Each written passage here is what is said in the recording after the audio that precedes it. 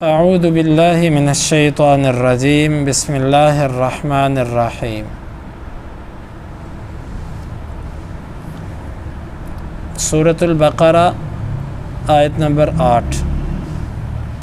وَمِنَ النَّاسِ، واو کا مطلب اور من کچھ، الناس لوگوں میں سے، اور لوگوں میں سے کچھ من وہ ہیں یقول جو کہتا ہے آمنا ہم ایمان لائے باللہ اللہ کے ساتھ، وبالیوم الآخر اور آخرت کے دن کے ساتھ، وما اور نہیں ہیں ہم وہ بمؤمنین ایمان لانے والے،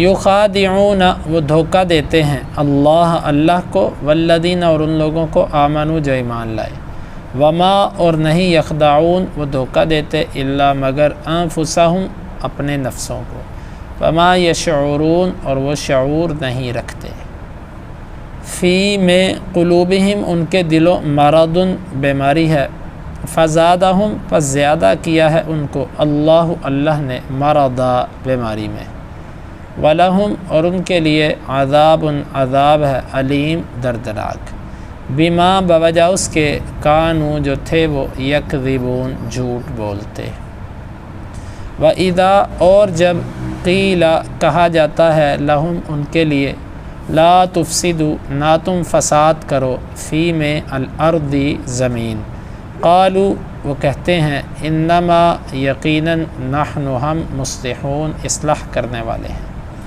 الا خبردار انہم بے شک وہ ہم وہی المفسدون فساد کرنے والے ہیں، ولیکن اور لیکن لا یشعرون وہ شعور نہیں رکھتے، وَإِذَا اور جب قیل کہا جاتا ہے لہم ان کے لیے آمنو تم ایمان لاؤ، کما جس طرح کہ آمنا ایمان لائے الناس لوگ، قالوا وہ کہتے ہیں انؤمن کیا ہم ایمان لائیں، کما جس طرح کہ آمنا ایمان لائے السفہاء بے وقوف، الا خبردار انہم بے شک ہم وہی السفہاء بے وقوف ہیں، ولیکن اور لیکن لا یعلمون وہ علم نہیں رکھتے، وَمِنَ النَّاسِ مَن يَقُولُ آمَنَّا بِاللَّهِ وَبِالْيَوْمِ الْآخِرِ اور لوگوں میں سے کچھ وہ ہیں جو کہتے ہیں کہ ہم اللہ پر اور آخرت کے دن پر ایمان لائے، وَمَا هُم بِمُؤْمِنِينَ حالانکہ وہ بالکل مومن نہیں ہیں، یخادعون اللہ والذین آمنوا وہ دھوکہ دیتے ہیں اللہ کو اور ان لوگوں کو جو ایمان لائے، وما یخدعون الا انفسہم وما یشعرون اور نہیں وہ دھوکہ دیتے مگر خود کو ہی اور انہیں شعور بھی نہیں ہے، فی قلوبہم مرض فزادہم اللہ مرضا ان کے دلوں میں بیماری ہے پس اللہ نے ان کو بیماری میں زیادہ کر دیا، ولہم عذاب علیم بما کانوا یکذبون اور ان کے لیے دردناک عذاب ہے بوجہ اس کے جو وہ جھوٹ بولتے تھے، وَإِذَا قِيلَ لَهُمْ لَا تُفْسِدُوا فِي الْأَرْضِ قَالُوا إِنَّمَا نَحْنُ مُصْلِحُونَ اور جب ان سے کہا جاتا ہے کہ تم نہ فساد کرو زمین میں تو وہ کہتے ہیں یقیناً ہم ہی اصلاح کرنے والے ہیں، الا انہم ہم المفسدون ولکن لا یشعرون خبردار یقیناً وہی فسادی ہیں لیکن وہ شعور نہیں رکھتے، وَإِذَا قِيلَ لَهُمْ آمِنُوا كَمَا آمَنَ النَّاسِ اور جب ان سے کہا جاتا ہے کہ ایمان لاؤ جس طرح کے لوگ ایمان لائے، قَالُوا أَنُؤْمِنُ كَمَا آمَنَ السُّفَهَاءُ وہ کہتے ہیں کیا ہم ایمان لائے جس طرح کے بے وقوف ایمان لائے، الا انہم ہم السفہاء ولکن لا یعلمون خبردار یقیناً وہی بے وقوف ہیں لیکن وہ علم نہیں رکھتے۔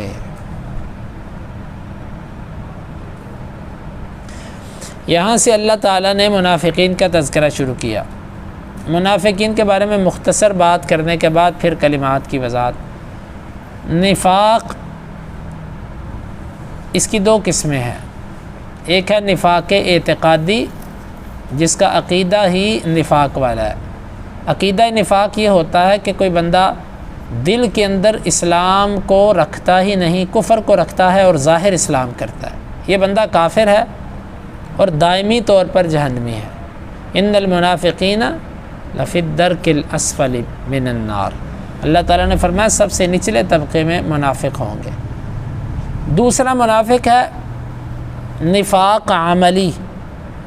نفاق عملی یہ ہے کہ بندہ عقیدے میں منافق نہیں ہے، عقیدے سے دل سے مسلمان ہے، لیکن اس کے اعمال، اس کے جو کام ہیں یہ منافقوں جیسے ہیں، جھوٹ بولنا جان بوجھ کر، اور اسی طرح خیانت کرنا جان بوجھ کر، اور گالی دینا، اور یہ سب معاملات جو نفاق کی علامات ہیں جس میں پائی جائیں اس کو نفاق عملی کہتے ہیں۔ نفاق آج بھی ہے، لیکن ہم آج نفاق پر مطلع نہیں ہو سکتے، ہمیں پتہ نہیں ہے۔ اس کی وجہ یہ ہے نفاق کا تعلق جو ہے یہ دل سے ہے، اور دلوں کے معاملات اللہ کے سوا کوئی نہیں جانتا۔ اللہ کے نبی صلی اللہ علیہ وسلم پر وحی آتی تھی، آپ کو بتا دیا جاتا تھا۔ آج کسی پر وحی نہیں آتی، اس لیے ہم کسی کے اوپر نفاق کی تہمت نہیں لگا سکتے۔ البتہ عملی نفاق وہ یہ کہہ سکتے ہیں کہ جی اس بندے کے اندر نا منافقوں والی علامت پائی جاتی ہے، البتہ یہ نہیں کہنا چاہیے کہ فلاں بندہ منافق ہے۔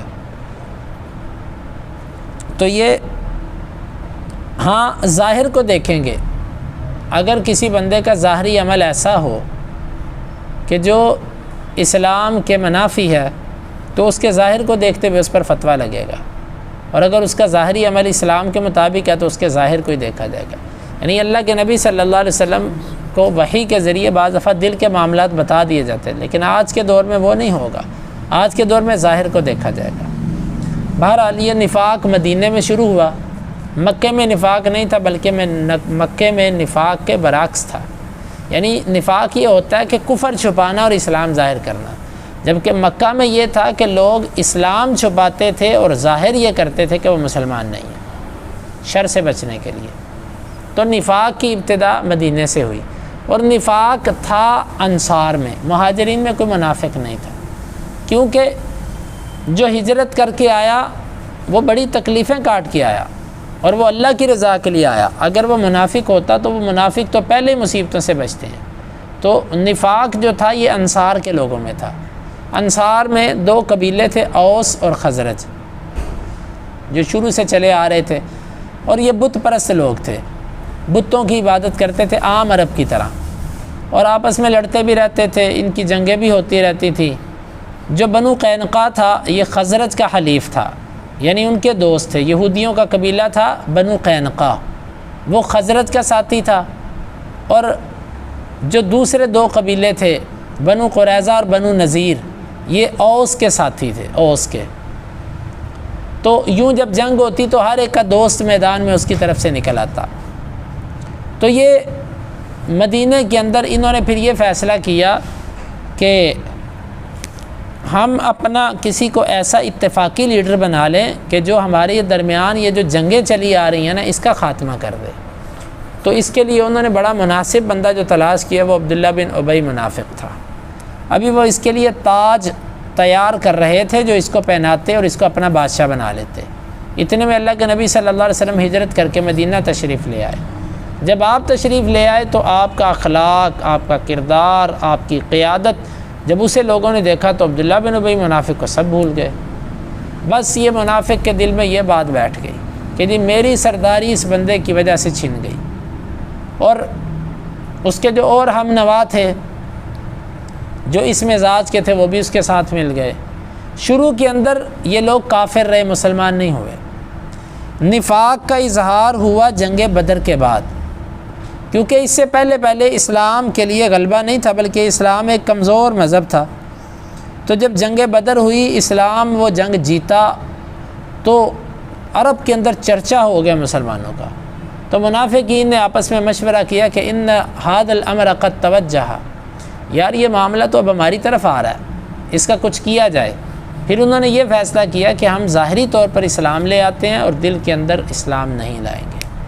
تو وہاں سے یہ نفاق چلا، پھر یہ پھلتا پھولتا جو ہے نا وہ بہرحال نفاق کی اور بھی اس میں بحثیں، ہم انشاءاللہ اس کو اللہ تعالی ہمیں وہاں تک لے جائے سورۃ المنافقون، وہاں پر ہم انشاءاللہ اس پہ تفصیلی بات کریں گے۔ یہاں سے اللہ تعالیٰ ان کا تذکرہ فرما رہا ہے، ان کا تذکرہ بڑا تفصیل سے کیا۔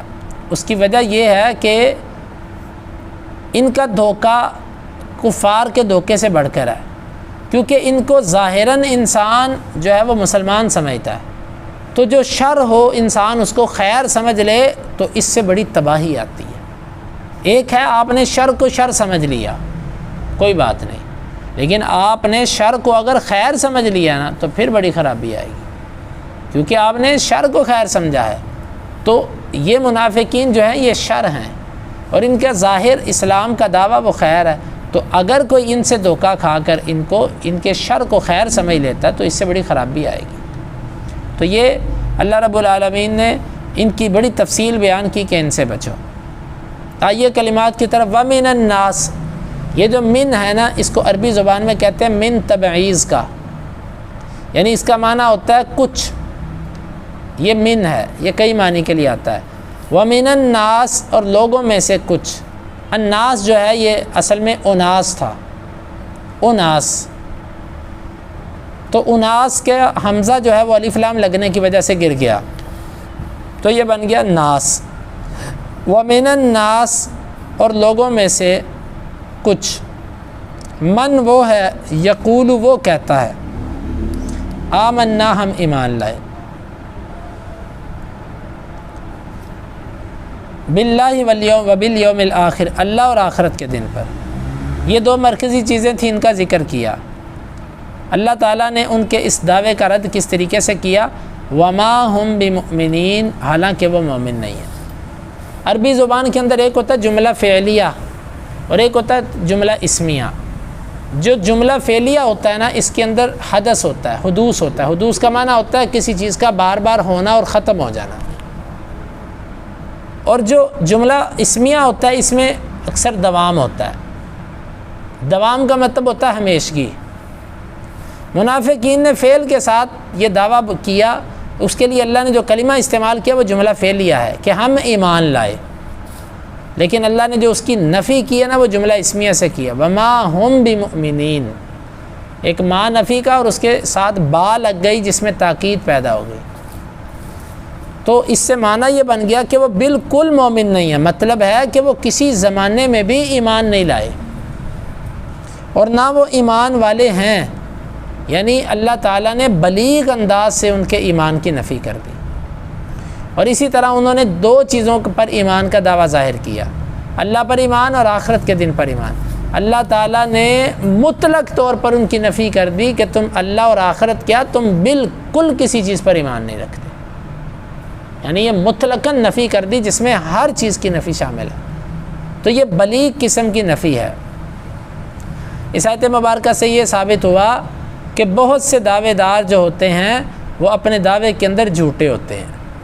ضروری نہیں ہے کہ کوئی بندہ ایمان کا دعویٰ کرے اور وہ واقعتاً مومن ہو، وہ جھوٹا بھی ہو سکتا ہے، جس طرح کے منافقین دعویٰ کرتے تھے لیکن اللہ تعالیٰ نے ان کے دعوے کو قبول نہیں کیا۔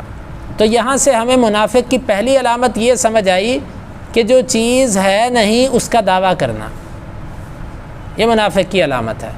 ایک چیز ہے نہیں اس کو ظاہر کرنا، جس طرح ہمارے کئی لوگ ہوتے ہیں ان کو یہ عادت ہوتی ہے خوش نمائی کی، خود نمائی، اپنے آپ کو ظاہر کرنا، نیکی کسی کی، عمل کسی کا، کام کسی کا، اس کو پکڑ کے اپنے سر لگا لیا۔ یہ اہل علم میں بھی چلتا ہے، قول کسی کا، بات کسی کی، اس کی طرف نسبت کیے بغیر اپنا نام لے کے ذکر کر دیا کہ جی میں یوں کہتا ہوں، حالانکہ وہ بات کسی اور عالم کی ہوتی ہے۔ اسی طرح لوگوں میں دیکھ لو، کسی نے پیسے دیے صدقہ کرنے کے لیے، وہ کسی کا نہیں ظاہر کرتا، باور یہ کروا رہا کہ یہ میں نے کیا ہے۔ یحبون ان یحمدوا بما لم یفعلوا، وہ پسند کرتے ہیں کہ ان کی تعریف ایسے کام پر کی جائے جو انہوں نے کیا ہی نہیں۔ تو یہ آیت مبارکہ جو ہے ہمیں ایک چیز پر متنبہ کرتی ہے کہ یہ منافق کی علامت ہے کہ جو چیز پاس ہے نہیں اور اس کو ظاہر کرنا، تو ہمیں اس سے بچنا ہے۔ اور اسی طرح بعض دفعہ ہم اپنی نیکیاں ظاہر کر رہے ہوتے ہیں حالانکہ ایسا نہیں ہوتا، بعض دفعہ اور معاملات ظاہر کر رہے ہوتے ہیں حالانکہ ایسا نہیں ہوتا، یہ منافق کی علامت ہے۔ یخادعون اللہ والذین آمنوا، وہ دھوکہ دیتے ہیں اللہ کو اور ان لوگوں کو جو ایمان لائے۔ دھوکہ دینا کیا ہوتا ہے؟ خادع یخادع، یہ باب مفاعلہ ہے۔ باب مفاعلہ اس کا معنی ہوتا ہے ایک دوسرے کو دھوکہ دینے کی کوشش کرنا۔ تو یہاں پر منافقین کے بارے میں ذکر کیا کہ وہ اللہ کو دھوکہ دیتے ہیں۔ سوال یہ پیدا ہوتا ہے اللہ کو کوئی دھوکہ دے سکتا ہے؟ تو اس کا جواب اہل علم نے کئی طرح سے کیا ہے۔ وہ کہتے ہیں کہ دھوکہ دینے سے مراد ہے دھوکہ دینے کی کوشش کرتے ہیں، یا دوسرا معنی یہ کیا کہ وہ دھوکہ دیتے ہیں اپنے گمان کے مطابق۔ ان کا دھوکہ کیا ہے؟ وہ کہتے ہیں کہ جس طرح ہم دنیا کے اندر ایمان والوں کو کہتے ہیں نا کہ ہم مومن ہیں، تو یہ ہمیں وہ ساری سہولیات فراہم کر دیتے ہیں جو ایک مسلمان کو ہوتی ہیں۔ وہ کیا؟ جان، مال، عزت، ہر چیز کی حفاظت۔ تو ایسے قیامت کے دن اللہ کو بھی یہی کہہ کے نکل جائیں گے۔ تو یہ اپنے گمان کے مطابق اپنی جہالت کی وجہ سے وہ سمجھتے ہیں کہ ہم نے اللہ کو بھی دھوکہ دیا، تو اللہ تعالیٰ نے اس مناسبت سے اس لفظ کو استعمال کیا۔ یخادعون اللہ، وہ دھوکہ دیتے ہیں اللہ تعالیٰ کو، والذین آمنوا، اور ایمان والوں کو۔ ایمان والوں کو دھوکہ ان کا یہ ہوتا تھا، آگے آئے گا ایمان والوں کا دھوکہ، ایمان والوں کو جو دھوکہ دیتے تھے۔ وما یخدعون الا انفسہم، اللہ تعالیٰ فرماتا ہے نہیں وہ دھوکہ دیتے مگر خود کو۔ اللہ کو دھوکہ دینے والا اللہ کا کیا بگاڑ دے گا؟ اس کا نقصان اسی کی طرف پلٹے گا، اسی پر لوٹے گا۔ وما یشعرون، اور وہ شعور نہیں رکھتے۔ یہاں پر منافق کی دو علامتیں بیان کی گئی۔ نمبر ایک، اللہ کے ساتھ چلاکیاں کرنے کی کوشش کرتا ہے، اور ایمان والوں کے ساتھ چلاکیاں کرتا ہے۔ یہ منافق کی علامت ہے۔ چکمے دینا، اللہ کے احکامات میں داؤ مارنا، یہ منافق کی علامت ہے۔ اگر یہ ہمارے اندر بھی یہ چیز ہے نا، تو ہمیں یہ دیکھنا چاہیے کہ یہ علامت کس کی ہے، تو اس کو اپنے سے دور کرنا چاہیے۔ کبھی ایمان والوں کے ساتھ مذاق، ان کو دھوکہ دینے کی کوشش کرنا، چاہے وہ دھوکہ کاروبار میں ہو، چاہے وہ دھوکہ ایمان میں ہو، چاہے وہ دھوکہ کسی چیز میں ہو، ایمان والوں کو دھوکہ نہیں دینا، نہ اللہ کے ساتھ دھوکہ کرنے کی کوشش کرنی ہے۔ یہ منافق کی علامت ہے۔ اور دوسری علامت یہ ہے کہ منافق بے وقوف ہوتا ہے۔ کیوں؟ اس کو پتہ ہی نہیں ہوتا میرا نفع کیا ہے اور میرا نقصان کیا ہے۔ اسی لیے اللہ نے فرمایا وما یشعرون، انہیں شعور نہیں ہے۔ حالانکہ شعور تو انہیں دنیا کا بڑا تھا، چلاک تو بہت تھے، لیکن یہاں پر اللہ تعالیٰ نے ان کو غیر شعور والا اس لیے قرار دیا کہ وہ اپنی دنیا کی خاطر آخرت خراب کر رہے ہیں۔ گویا کہ انہیں شعور ہی نہیں ہے، انہیں علم ہی نہیں ہے، یعنی کہ یہ اللہ اور ایمان والوں کے ساتھ دھوکہ دینے میں ایسے بیوقوف بن چکے ہیں کہ اب ان کے دماغ بالکل معوف ہو چکے ہیں، انہیں احساس ہی نہیں ہوتا۔ یشعرون کا لفظ شعر سے نکلا ہے۔ شعر عربی زبان میں بال کو کہتے ہیں، اور بال جو ہوتا ہے نا یہ بہت باریک ہوتا ہے۔ وما یشعرون یعنی یہ جو حص ہے نا انسان کی، کہ اس کو اپنی غلطی کا علم ہو جائے، یہ بڑی باریک حص ہوتی ہے۔ اس کی نفی کرنے کے لیے شعور کا لفظ استعمال کیا گیا، وما یشعرون، اور ان کو تو شعور ہے ہی نہیں، یعنی یہ اللہ کی طرف سے ہوتی ہے یہ حص، اور یہ حص اس وقت ختم ہو جاتی ہے جب کوئی بندہ بہت زیادہ دنیا داری کے اندر کھب جائے اور ایمان کو گدلا کر دے، پھر یہ حص اس کے اندر نہیں رہتی۔ تو اس آیت مبارکہ میں دو علامات بیان ہو گئی، ایک دھوکہ دینا، اور دوسرا کہ اپنے نفع اور نقصان کو نہ پہچان سکنا کہ نفع کیا ہے اور نقصان کیا دینی اعتبار سے۔ فی قلوبہم مرض، اللہ تعالیٰ فرماتا ہے کہ ان کے دلوں میں بیماری ہے۔ بیماری دو طرح کی ہوتی ہے، ایک ہوتی ہے حقیقی بیماری جس کو طبی بیماری کہتے ہیں، درد ہو، انفیکشن ہو دل کے اندر، اور ایک ہوتی ہے روحانی بیماری۔ یہاں پر دونوں مراد ہو سکتی ہیں۔ حقیقی بیماری یعنی ہر وقت خوف، بے چینی، ٹینشن۔ منافقین کو یہی ہوتا تھا، پتہ نہیں ابھی کیا ہو جائے گا، پتہ نہیں ابھی ہمارا راز نہ کھل جائے، پتہ نہیں ابھی کافر اگر حملہ کر دے تو ہم کدھر جائیں گے، ہم تو ان لوگوں کے ساتھ ظاہر ملے ہوئے ہیں۔ ہر وقت ان کو بے چینی، خوف، بدامنی یہ چھائی رہتی تھی۔ اور یہ ایسا ہر اس دل کے ساتھ ہوتا ہے کہ جس دل کے اندر نفاق کسی نہ کسی درجے کا پڑا ہوتا ہے، اس دل کو کبھی چین نہیں ملتا، ہر وقت پریشان، سوچیں، ٹینشنیں۔ الا بذکر اللہ تطمئن القلوب، تطمئن القلوب، اللہ کے ذکر سے تو دل مطمئن ہوتے ہیں، لیکن افسوس یہ کہ یہ اللہ کا ذکر کرتا ہی نہیں۔ ولا یذکرون اللہ الا قلیلا، اللہ کا ذکر تو منافق بہت تھوڑا کرتا ہے۔ تو جن چیزوں سے دل کا خوف ختم ہونا تھا، بے چینی ختم ہونی تھی، وہ چیزیں منافق میں نہیں ہیں، تو اللہ نے فرمایا ان کے دلوں میں بیماری ہے، خوف والی، بے چینی والی، سوچوں والی۔ یہ دوسرا معنی جی فی قلوبہم مرض ولا یذکرون اللہ الا قلیلا، اللہ کا ذکر نہیں کرتے مگر بہت تھوڑا۔ تو دوسری بیماری کی جو قسم ہے وہ بیماری ہے جس کو کہتے ہیں معنوی بیماری یا روحانی بیماری۔ روحانی بیماری سے مراد یہاں پر ہے شک، شبہات، حسد، وسوسے، یہ چیزیں مراد ہیں۔ ان کے دلوں میں اسلام کے بارے میں شک ہے، مسلمانوں سے ان کو حسد ہے، ان کے دلوں میں اسلام کے بارے میں وسوسے ہیں، اللہ نے ان کو اس بیماری میں اور زیادہ کر دیا۔ یہاں سے یہ بات سمجھ آتی ہے، اگر دلوں کے اندر حسد ہے، اگر دلوں کے اندر وسوسے ہیں منفی قسم کے، اور اگر دلوں کے اندر شکوک و شبہات ہیں اللہ اور اس کے رسول کی باتوں کے بارے میں، تو یہ علامت نفاق کی علامت ہے۔ اس کا علاج فوری کروانا چاہیے، جس طرح دنیا کے جو ہے وہ مرض کے لیے ہم فوری جاتے ہیں نا، یہ بھی فوری طور پر ایمرجنسی وارڈ میں اس کو داخل کروانا چاہیے نیک لوگوں کے پاس، کہ اس کا فوری علاج ہو سکے۔ اور دل کی بیماریاں ویسے کئی طرح کی ہوتی ہیں، تفصیلی باب ہے یہ ایک بیماری نفاق کی بیماری اللہ نے ذکر کی ہے۔ بعض دفعہ بندے میں نفاق کی بیماری نہیں ہوتی لیکن ویسے وہ بیمار ہوتا ہے، بعض دفعہ مومن مسلمان بیمار ہوتا ہے، نماز پہ دل نہیں لگتا، اللہ کے ذکر پہ دل نہیں لگتا، دنیا کے کاموں کے لیے بڑا وقت، لیکن آپ کہہ دو اللہ کے لیے تو وقت نہیں ہے۔ اشراق تک مسجد میں بیٹھنا بڑا ہی مشکل، لیکن گھر جاتے ہی موبائل پکڑا تو 2-3 گھنٹے لگے رہے موبائل پہ۔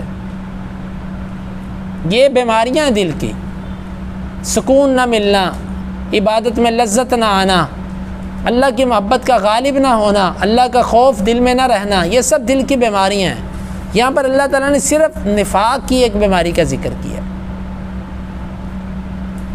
فزادہم اللہ مرضا، اللہ نے ان کی بیماری کو اور زیادہ کر دیا۔ یہاں پر سوال یہ پیدا ہوتا ہے کہ اللہ نے ان کی بیماری کو کیسے زیادہ کر دیا؟ اگر اللہ نے زیادہ کیا تو اس میں ان بیچاروں کا کیا قصور ہے؟ تو یہاں پر اللہ تعالیٰ نے بیماری کا ذکر کر دیا، در حقیقت اللہ نے بیماری میں ان کو زیادہ نہیں کیا، اللہ نے مسلمانوں کو شان و شوکت میں زیادہ کیا، قرآن کی وحی میں زیادہ کیا، اپنے احکامات مزید نازل کیے، اس سے ان کی بیماری اور بڑھتی گئی۔ کیونکہ جو حاسد ہوتا ہے نا، جیسے جیسے محسود کو اللہ نوازتا ہے، حاسد کی بیماری بڑھتی جاتی ہے۔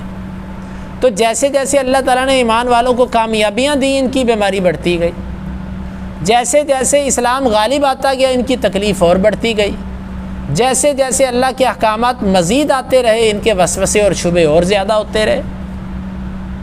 اور جس سوچ کا بندہ ہوتا ہے نا، اس کی وہ سوچ پھلتی پھولتی ہے۔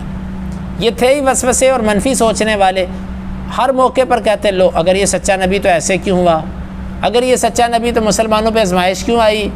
تو یہ اللہ نے ان کی بیماریوں کو اور زیادہ کر دیا۔ بیماری کو زیادہ کرنے سے مراد اللہ نے ایسی چیزوں میں مسلمانوں کو زیادہ کیا جو ان کے لیے بیماری تھی۔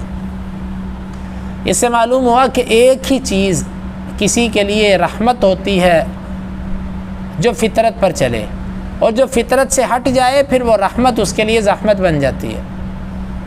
جس طرح کہ قرآن کا نزول، مسلمانوں کی شان و شوکت، مسلمانوں کو عزت، اللہ تعالیٰ نے مومنوں کے لیے تو رحمت بنایا، لیکن وہی رحمت فطرت سے ہٹے ہوئے لوگوں کے لیے زحمت بن گئی۔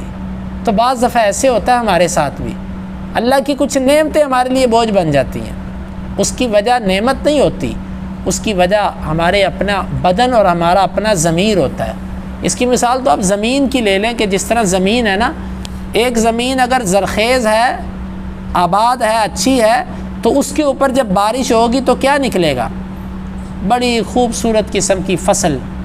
اور جہاں زمین گندی ہو وہاں پر بارش ہو جو بڑی قیمتی بارش ہے تو وہاں پر کیچڑ اور وہاں پر بدبو کے ببے اور وہاں پر خودرو بوٹیاں اور اس طرح کی چیزیں اگیں گی، تو اس میں بارش کا کیا قصور ہے؟ اصل مسئلہ تو زمین کا ہے۔ تو جس کی دل کی زمین ویران ہے نا، اس کے اوپر جتنی مرضی کتاب و سنت کی بارش ہو اسے کچھ فائدہ نہیں ہوتا۔ ہاں، جس نے اپنی زمین کو زرخیز رکھا ہوا ہے تو اس کے اوپر جب تھوڑی سی شبنم بھی پڑتی ہے تو وہ بڑی عمدہ فصل دیتا ہے۔ تو یہ اللہ تعالیٰ نے ذکر فرمایا کہ اللہ نے ان کو ان کی بیماری میں زیادہ کر دیا۔ یہاں سے ہمیں منافقین کی علامت یہ سمجھ آئی کہ ان کے دل بیمار ہیں۔ تو اس کا مطلب ہے کہ دل بیمار اور بیماری کو سمجھنے کے لیے ہمیں سمجھنا ہے کہ بیماری ہوتی کیا ہے۔ یہ تو بڑی خطرناک بیماری ہوتی ہے کہ بیمار بھی ہے اور بندہ اپنی بیماری بھی نہ سمجھے کہ میں بیمار ہوں، اور اس سے بڑھ کر یہ ہے کہ ہو بندہ بیمار اور سمجھے میں تندرست ہوں، یہ اس سے بڑھ کر مصیبت ہے۔ تو ہمیں اس نفاق کی علامت سے بھی بچنا ہے۔ وَلَهُمْ عَذَابٌ أَلِيمٌ بِمَا كَانُوا يَكْذِبُونَ، ان کے لیے دردناک عذاب ہے۔ اللہ تعالیٰ نے ان کے لیے دردناک عذاب کا ذکر کیا۔ درد دینے والا عذاب بعض دفعہ بڑا عذاب بھی ہوتا ہے اور بعض دفعہ چھوٹی چیز بھی اگر مسلسل لگی جائے نا، مسلسل ماری جائے تو وہ بھی درد دیتی ہے۔ تو اس میں دونوں قسمیں شامل ہوں گی، چھوٹے بڑے ہر قسم۔ گویا کہ اہل علم نے کہا کہ یہ لفظ عذاب عظیم سے زیادہ بلیغ ہے۔ اللہ نے کافروں کے لیے کہا وَلَهُمْ عَذَابٌ عَظِيمٌ، لیکن اس سے بلیغ لفظ اللہ تعالیٰ نے منافقوں کے لیے بولا کہ جس میں چھوٹا بڑا ہر قسم کا عذاب شامل ہے، درد دینے والا۔ بعض دفعہ عذاب بڑا بھی ہوتا ہے لیکن اس میں اتنی درد نہیں ہوتی جتنی علیم کے اندر ہوتی ہے۔ علیم یہ درد دینے والا ہے، تو اسی لیے منافقین کی سزا کافروں سے بھی بدتر ہے۔ اچھا، یہ دردناک عذاب کیوں؟ بما کانوا یکذبون، بوجہ اس کے جو یہ جھوٹ بولتے ہیں، اللہ کو جھٹلانا، رسول کو جھٹلانا، مومنوں میں، تو یہ جھوٹ بولنے کی سزا ہے۔ گویا کہ جھوٹ بھی نفاق کی علامت میں سے ہے۔ لیکن یہاں پر ایک چیز سمجھ لیجئے گا، ہر جھوٹ نفاق کی علامت نہیں ہوتا۔ جس میں بندہ اگر بے بس ہو جائے، ڈر جائے، گھبرا جائے، غیر اختیاری طور پر، بعض لوگ ایسے ہوتے ہیں کہ ان کی نفسیات اور ان کے اندر اتنی کمزوری ہوتی ہے کہ ان کے اوپر تھوڑا سا پریشر دیں وہ بیچارے ایسے ہوتے ہیں کہ جیسے دنیا الٹ گئی ان کی، وہ بے اختیار ہو کے جھوٹ بول دیتے ہیں اور ان کو شرمندگی بھی ہوتی ہے اس پر۔ یہ اہل علم نے اس کو اس میں شامل نہیں کیا۔ یہ میرے بات کرنے کا مقصد یہ نہیں ہے کہ آپ ایسا کرنا شروع کر دو، جو جان بوجھ کے کرے گا اللہ اسے تو جانتا ہے، لیکن واقعتاً کئی لوگ اتنے کمزور دل کے ہوتے ہیں کہ وہ بیچارے جرأت نہیں کر پاتے بات کھڑی کرنے کی۔ تو وہ لوگ جو ہے نا، جو گھبرا کر ایسا کر جاتے ہیں، ان کو منافق نہیں کہا جاتا۔ حدیث میں جو آتا ہے نا کہ منافق اذا حدث کذب، جس وقت وہ بات کرے تو جھوٹ بولے۔ اس کا معنی اہل علم نے یہ لکھا ہے کہ جس وقت وہ بات کرتا ہے تو قصداً جان بوجھ کر بغیر کسی خوف و خطر کے جھوٹ بولتا ہے۔ خوف کی وجہ سے، پریشر میں آنے کی وجہ سے، روب کی وجہ سے، دبدبے کی وجہ سے جو غلط بیانی ہوتی ہے نا، جھوٹ جو ہو جاتا ہے، یہ نفاق کی علامت نہیں ہے، یہ انسان کے نفس کی کمزوری ہوتی ہے۔ نفاق کی علامت یہ ہوتی ہے کہ آپ بغیر کسی ایسے خوف و خطر کے قصداً، شروع میں یہ ہے کہ میں نے اس کو صرف جھوٹ بولنا ہے، تو یہ مراد ہے، یہ میں نے وضاحت کر دی۔ بما کانوا یکذبون، جی حدیث کے الفاظ ہیں اذا حدث کذب، منافق جس وقت جھوٹ بات کرتا ہے تو جھوٹ بولتا ہے۔ تو اس کا معنی اہل علم نے یہ کیا کہ کذب کا معنی یتعمد الکذب، جھوٹ کا ارادہ کیا ہوتا ہے وہ۔ وَلَهُمْ عَذَابٌ عَلِيمٌ بِمَا كَانُوا يَكْذِبُونَ، بوجہ ان کے جھوٹ بولنے کے۔ تو اس سے ہمیں یہ سمجھ آتی ہے کہ جھوٹ ایک منافق کی علامت۔ لیکن ایک بات ہے کہ جو بندہ جھوٹ سے بچنے کی کوشش کرتا ہے، ان العبد یصدق و یتحری الصدق او کما قال، بندہ سچ بولتا ہے اور سچ کی تلاش میں رہتا ہے، حتی یکتب عند اللہ صدیقا، یہاں تک کہ وہ اللہ کے یہاں سچا لکھ دیا جاتا ہے۔ جو بندہ سچ کی کوشش کرتا ہے اللہ پھر اس کو جھوٹ سے بچا بھی لیتا ہے۔ انا عند ظن عبدی بی، میں اپنے بندے کے ساتھ ویسا ہوں جیسا اس کا گمان۔ تو جو بندہ بچنے کی کوشش کرتا ہے اللہ اس کو بچائے۔ تو اس آیت مبارکہ میں دو علامات منافقین کی بیان ہو گئی، ایک دل کی بیماری اور دوسرا جھوٹ۔ وَإِذَا قِيلَ لَهُمْ لَا تُفْسِدُوا فِي الْأَرْضِ، اور جب ان سے کہا جاتا ہے، کون کہتا ہے؟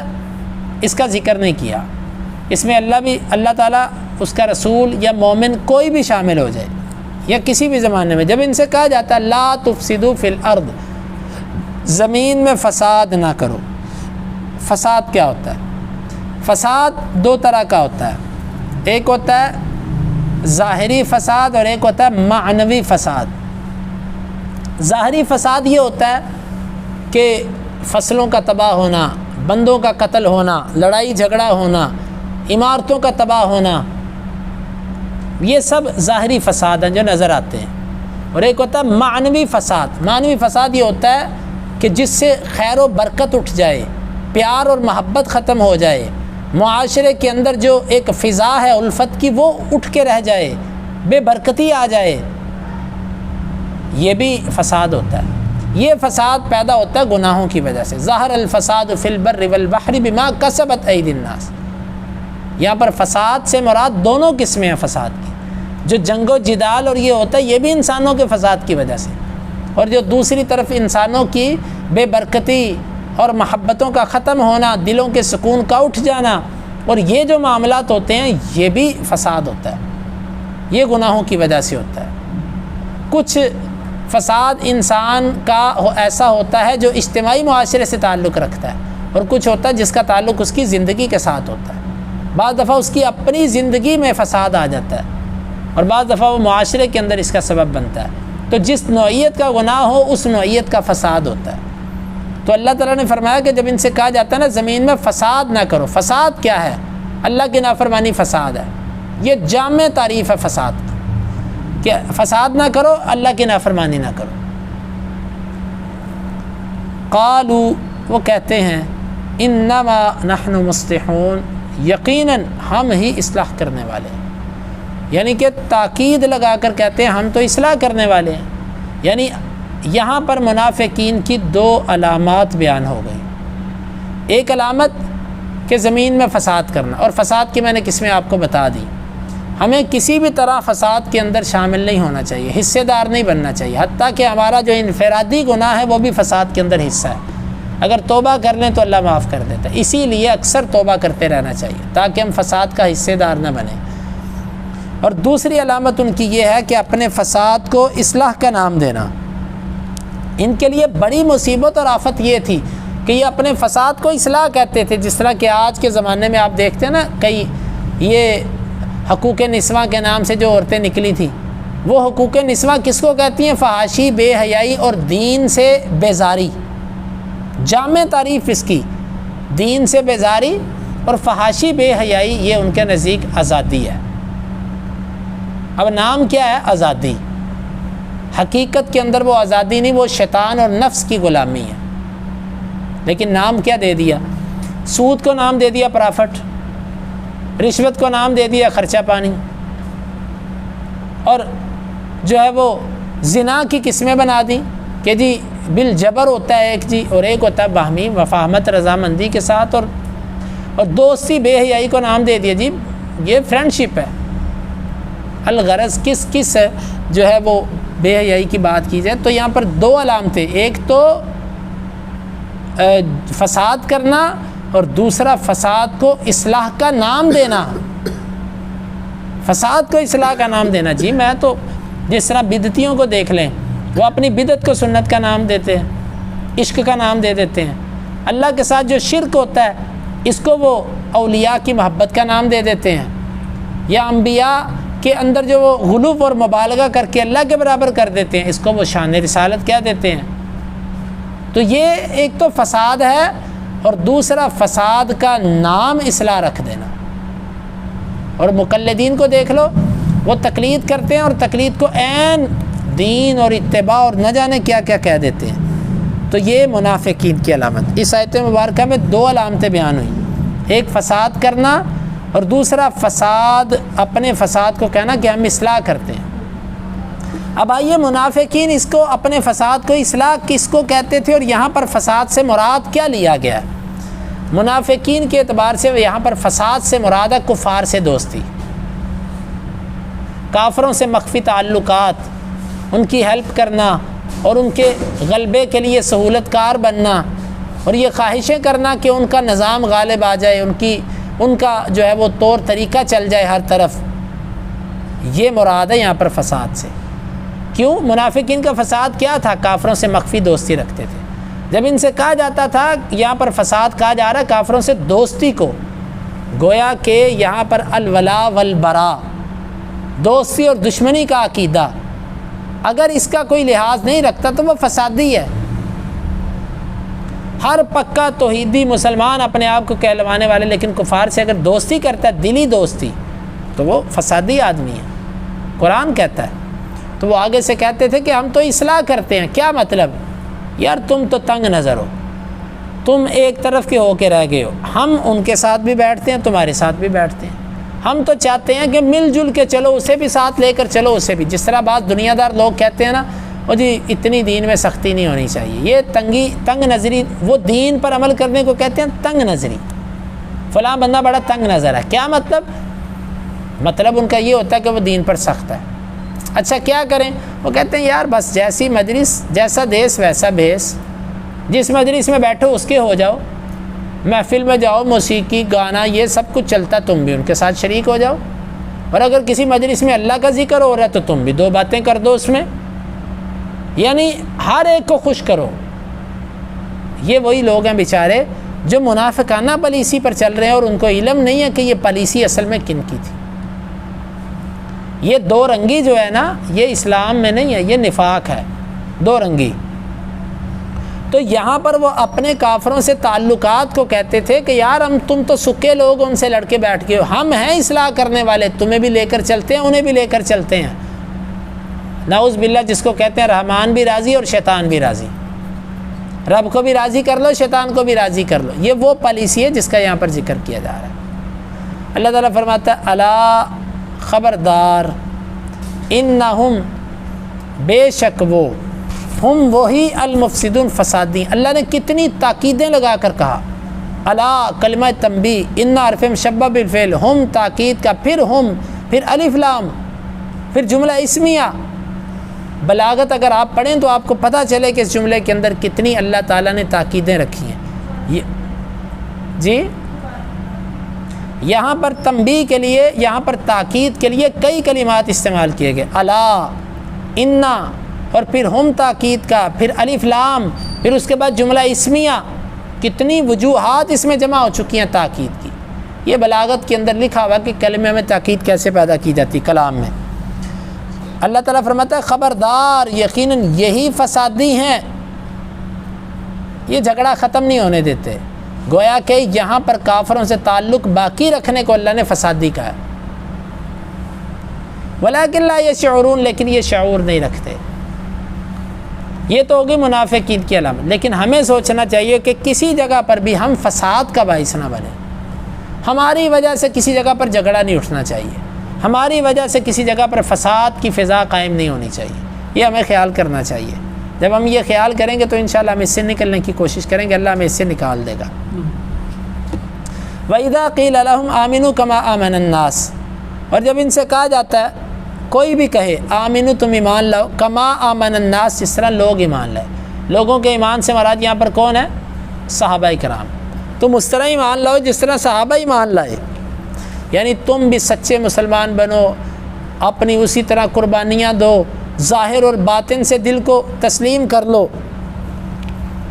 قالوا انؤمن کما آمن السفہاء، کہتے ہیں کیا ہم ایمان لائے اس طرح جس طرح بے وقوف ایمان لائے. سفیہ ان کی جمع سفہاء. سفیہ اس کو کہتے ہیں کہ جو عقل کا ہلکا ہوتا ہے، اپنے معاملات کو سمجھ نہیں پاتا. یہ صحابہ کو کہتے ہیں سفہاء. کیا مطلب؟ کہ یہ لوگ کیسے ہیں جنہوں نے اپنا مال بھی چھوڑ دیا، رشتہ دار بھی چھوڑ دیے، جان کی کوئی پرواہ بھی نہیں کی، اپنا وطن بھی چھوڑ دیا. یہ عقل مند لوگ ہیں. ایک بندے کی خاطر ساری دنیا سے دشمنی لے لی، یہ تو کوئی عقل مند نہیں ہے، یہ تو بیوقوف ہیں. ایک بندے کے پیچھے لگ کے سب کچھ قربان کر دیا. اس لیے وہ صحابہ کو سفہا کہتے تھے، نعوذ باللہ. اللہ تعالیٰ نے صحابہ کا دفاع کی. الا انہم ہم السفہاء، خبردار، پھر تاکیدیں، خبردار، بے شک وہی اصل بیوقوف ہے. ولکن لا یعلمون، لیکن وہ علم نہیں رکھتے. اس آیت مبارکہ میں اللہ تعالیٰ نے منافق کی ایک علامت یہ بیان کی کہ جب بھی اس کو کہا جاتا ہے ایمان لاؤ، یا جب بھی کوئی خیر کا کلمہ اس کو کہا جاتا ہے، تو یہ جو لوگ اس کو بطور مثال پیش کیے جائیں خیر والے، یہ ان کے اوپر تنقید کر دیتا ہے. ہم میں سے بھی بعض لوگ ہوتے ہیں، اس کو کہا جاتا ہے یار تم بھی نماز پڑھا کرو. نہیں، میں فارغ ہاں، ہر ویلے مسیتے جا کے بیٹھ رہا ہوں. یا کسی کو کہہ دیے تھے یار فلاں کی طرح تم، وہ تو پاگل ہے، اسے کیا پتہ. ہمارے بھی کچھ لوگ ایسے ہیں جو دیندار لوگوں کو جب بطور مثال پیش کیا جائے تو وہ ان کے اوپر تنقید کر دیتے ہیں. تو یہ منافق کی علامت ہے. دوسری بات یہ سمجھ آئی کہ اللہ تعالیٰ نے اس آیت مبارکہ میں صحابہ کے ایمان کو کسوٹی اور معیار قرار دیا ہے. اس طرح ایمان لاؤ جس طرح وہ ایمان لائے. تو گویا کہ جس کا ایمان صحابہ کے ایمان جیسا ہوگا وہ اللہ کے ہاں قابل قبول ہے. ویسے ایمان کے دعوے دار بڑے تھے، لیکن اللہ تعالیٰ نے ان سے اس دعوے کو قبول کیا نہیں. کہا اس طرح ایمان لاؤ جس طرح وہ لائے، پھر دعویٰ قبول ہوگا تمہارا. وہ ہے کہ صحابہ کے ایمان کو کسوٹی اور معیار قرار دیا گیا. اور یہ بات بھی سمجھ آئی کہ جو صحابہ کرام کے ایمان کو مانے ہی نہ، جو یہ کہے کہ جی وہ تو سارے ہی پھر گئے تھے، اگر سارے ہی پھر گئے تھے تو اللہ تعالیٰ ان کے ایمان کو معیار کیسے قرار دے رہا ہے. تو صحابہ کرام کے ایمان کو جو مانے ہی نہیں، اس سے معلوم ہوا وہ خود بیچارہ منافقین کے طریقے پر ہے جو صحابہ کے ایمان کو تسلیم ہی نہیں کرتے تھے. اور یہ بات بھی سمجھ آئی کہ صحابہ پر سب سے پہلے تنقید منافقین نے کی تھی. اسلام کا دعویٰ کرنے والوں میں سے سب سے پہلے صحابہ پر تنقید کس نے کی؟ منافقین نے. آج بھی امت کے منافقین صحابہ کرام پر تنقید کرتے ہیں. یہ بالکل اپنے اسلاف کے طریقے پر ہے. ان کے بڑوں نے بھی ہمارے بڑوں پر تنقید کی، اور ان کے منافقین کے چھوٹے بچے آج جو ہیں وہ ہمارے بڑوں پر تنقید اسی طرح کر رہے ہیں. تو یہ دیکھ لیں کہ صحابہ پر تنقید کرنے والا کن کے نقش قدم پر ہے، کس راستے پر چل رہا ہے.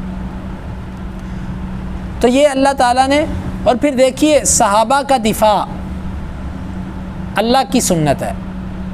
اللہ تعالیٰ نے صحابہ کا دفاع کیا کہ یہ بیوقوف ہیں.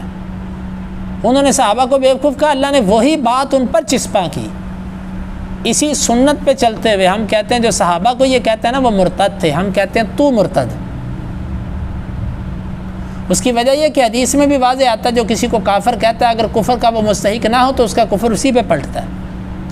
جو صحابہ کو کہتا ہے وہ کافر تھے، ہم کہتے ہیں تو کافر. جو صحابہ کرام کو کہتا ہے وہ خائن اور غاصب تھے، ہم کہتے ہیں تو خائن اور غاصب.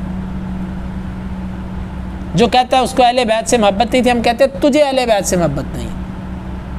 کیوں؟ یہ اللہ کا طریقہ ہے. صحابہ پر جس نے جو جرح کی اللہ نے دفاع کیا صحابہ کا. تو یہ سنت اللہ ہے صحابہ کرام کا دفاع. اس پر خاموشی یہ ایمان نہیں ہے، بلکہ ایمان کا تقاضا یہ کہ صحابہ کرام کا دفاع کیا جائے. تو اس آیت مبارکہ سے ہمیں یہ بات سمجھ آئی کہ یہ بھی منافق کی علامت ہے کہ جب اچھی بات کہی جائے تو وہ آگے سے سیکھ پا ہو جائے. دوسری بات یہ سمجھ آئی کہ یہ بھی منافق کی علامت ہے کہ وہ صحابہ کرام پر شک کرے، تبرہ کرے، برا بھلا کہے.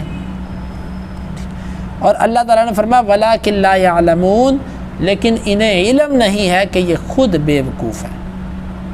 تو اس سے معلوم یہ ہوا کہ بعض دفعہ بندہ ہوتا پرلے درجے کا بیوقوف ہے لیکن وہ سمجھتا اپنے آپ کو بڑا ہی سمجھدار سمجھ رہا ہوتا وہ بیوقوف ہے پرلے درجے کا، جس طرح یہ منافقین تھے. تو یہ منافقین کی کچھ آیات اور ان کی کچھ تفسیر ہم نے کی ہے. اللہ تعالیٰ سے دعا ہے اللہ تعالیٰ ہمیں سمجھنے کی اور عمل کی توفیق عطا فرمائے.